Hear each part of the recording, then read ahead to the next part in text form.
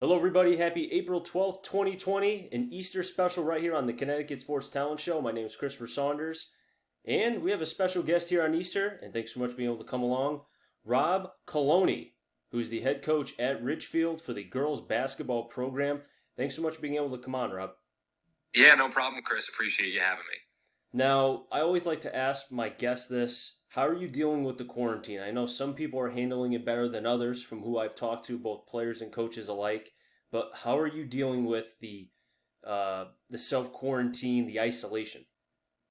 Yeah, I mean, no doubt it's uncomfortable, right? And I think it's uncomfortable for a lot of people and for a multitude of reasons. But I think I'm very fortunate that I'm healthy currently and I'm safe. So I think all things considered, I'm in good shape, and I am thankful for that. And I think this is a good test of our will as people to see how we can kind of band together and support one another. Certainly, there are people who are not in fortunate circumstances, whether they're sick or they're struggling due to the changes in the workforce. So I think we hit a little adversity, and hopefully as a community, as a group of people, we can kind of rally behind one another and push through it.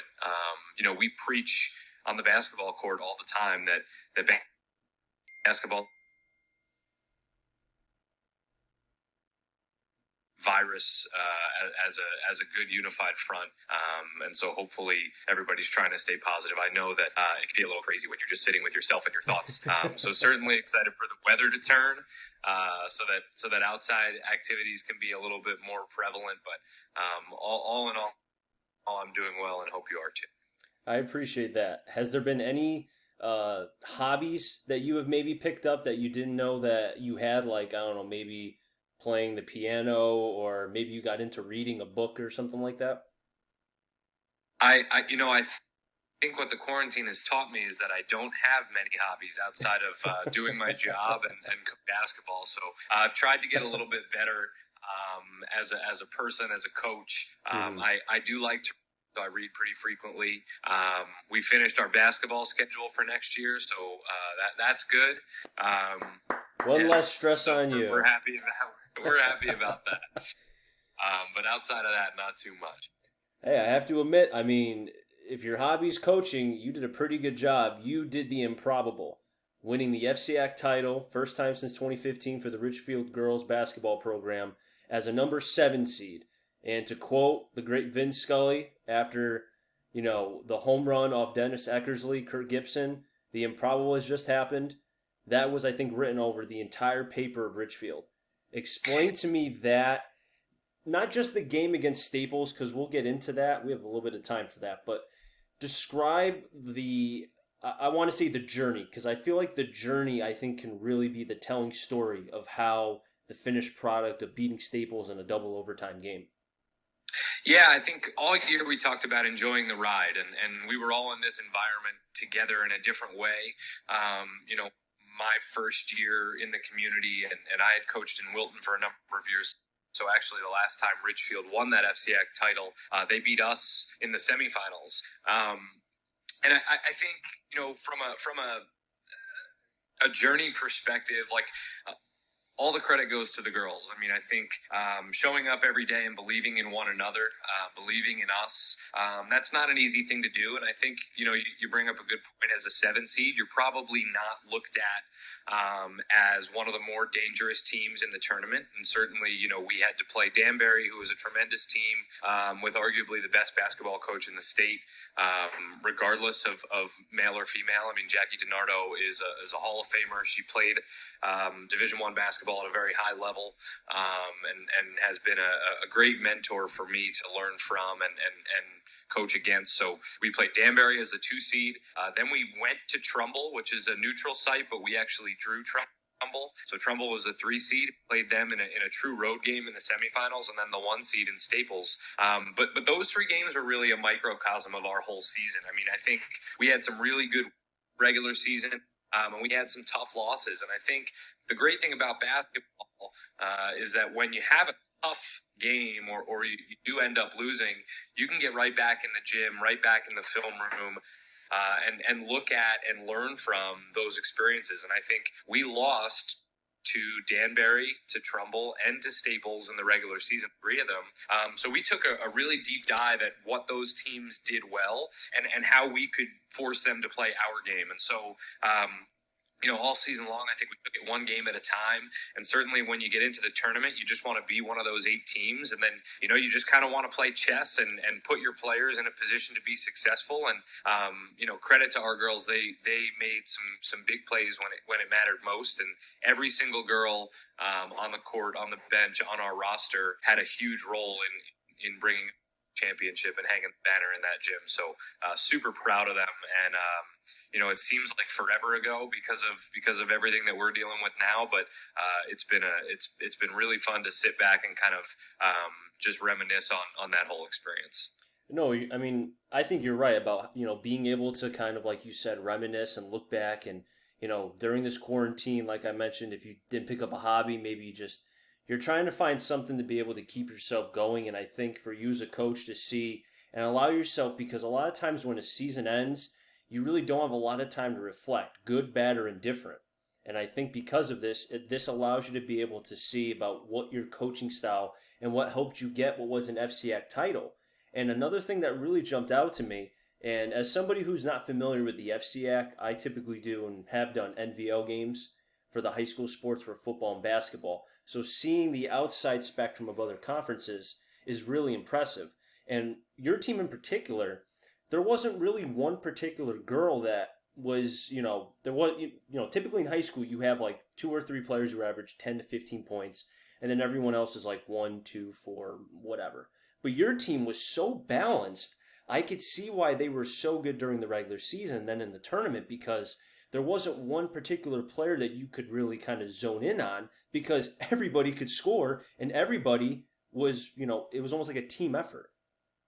Yeah, I think that's something that we preach, right? I think if you become one-dimensional, then in certain circumstances, you leave yourself open to being vulnerable and being able to be stopped. And I think one thing that we talk about all the time is that I don't care who scores our points. I really don't. And I know that in high school, especially for young student athletes, that can be a difficult pill to swallow. You need to have the right bunch and you need to get them bought in, because I want to sell them experience. I think high school sports are the greatest thing that anybody can ever participate in, whether you're the best player or whether you're a great teammate and you don't see that much time.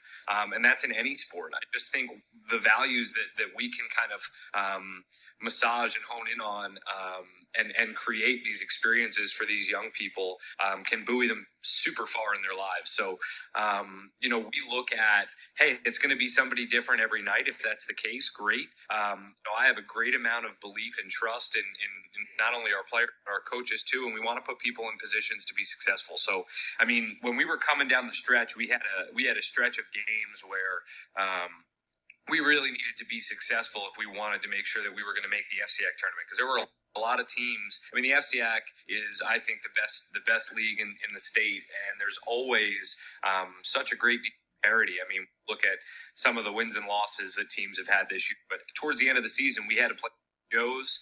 I think St. Joe's started 9-0 or 10-1,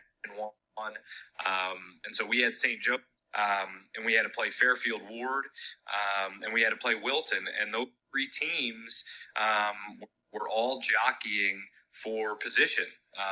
Fairfield Ward, I think, lost to Staples by 3, and they put up over 60 points. That's something that we were not really able to do, score a lot of points this year. We relied on defense. But I think, in that game specifically, Cameron McClellan, one of our senior captains, hit 6 threes. We hadn't seen her do that all season. And we were down 18-9 at the half and didn't score a point in the second quarter. So when she came out in the second half and started hitting these shots, that was huge for us. We needed Cam that night. And so every game creates a different opportunity for a different type of player. We want those players to be ready. We want to make sure they're having fun, Chris, and I want them to be bought into the experience and not focused on individual accolades, because I hope that everybody on our team and in our program can sit back and be proud of where we're at now, knowing that we were able to climb to the top of the mountain against some great competition. So being balanced is really important. I think being bought in is super important, and I'm really impressed and proud that we were to do that in such a short amount of time, considering that it was our coaching staff's first year. And the coaching staff in particular, and I'm glad that you were able to kind of segue to that. 3 coaches in 2 years is difficult. I mean, you think about the NFL, the NBA, professional sports, when they switch coaches every year, and I'm talking about like the Cleveland Browns, my Dallas Cowboys. I don't know if you're a Cowboys fan, but it's been rough. Yeah, sorry. Well, I mean, you know about the coaching change, though, and with this quarantine, you're not able to kind of go through with the players that you need to see face to face. So now, the reason why I mention that is you go through the switch of coaches every year. It's tough for the players to be able to go through the systems. And for you to be able to have them buy in and have them learn so quickly to not even so much get the wins, but just be able to get that sustained play, because that's the one thing I really noticed other than the scoring was Ridgefield was consistent. Each and every game that they played, other than maybe a hiccup or two because it's high school basketball, you're going to get that, they were consistently good or just being consistent. And as a coach, you had to be happy to at least see that. Absolutely. I mean, I think, like I said, they get all the credit. I think they were able to drop their guard and give us an opportunity to work with them. And that's really all you can ask for. I mean, I promise you and I promise them, I'll empty the tank for them. I will devote myself to creating an atmosphere that is enjoyable for them, to fueling their competitive spirit, to enhancing their abilities on the court. We will prepare tirelessly. I don't think that we'll be outworked in that regard, and so I think that they saw that and they trusted that, and ultimately they were able to play even harder because of that. And so I hope that Ridgefield doesn't have to worry about a new coach, at least for the rest of my lifetime, but we'll see how that works out. But I want to make sure that they know that certainly we care a great deal about them as people first, and we want to give them an experience that they can be proud of and they can look back and have fun memories about. Hopefully, Coach, that's something that you don't have to worry about, and I don't think Ridgefield has to worry about as far as the basketball program on the girls' side is concerned, because first year, you win a title in the FCIAC, one of the toughest conferences. You went 17-7 to end the year. I know you lost in the first round to Hamden, but Hamden, a very good squad, 45-33. It was a tough game. I think there is light at the end of the tunnel, and you would think that Ridgefield, if they can continue on doing what they're doing and you keep building the foundation, who knows, maybe in the next 4 or 5 years, go through one class, you may have yourself, a little bit of a nice run to go for this squad. Yeah, I hope so. Hamden, you bring up a great point. I mean, Amanda does a great job over in Hamden, and they won their conference tournament as a 7th seed as well. So that was a tough first round draw, I think, for the both of us. And yeah, that's a game that certainly we'd like to have back. But as soon as that game ended, a lot of this madness kind of kicked into gear. So Hamden was actually still alive in the quarterfinals and had a chance to Mohegan, and unfortunately, like so many other schools, Staples, Greenwich, some FCIAC friends of ours, didn't have that opportunity as well. So certainly sympathize and empathize with them on that. Coach, thanks so much for being able to come on. I mean, I could do this all day. I don't want to keep you away from your family because it's Easter, and I know you have stuff planned even during this quarantine. But thanks so much for being able to come on and share a little bit about the title, the team, and hopefully we can do this again sometime. Thanks a lot, Chris. All the best, and appreciate you having me. No problem. Anytime.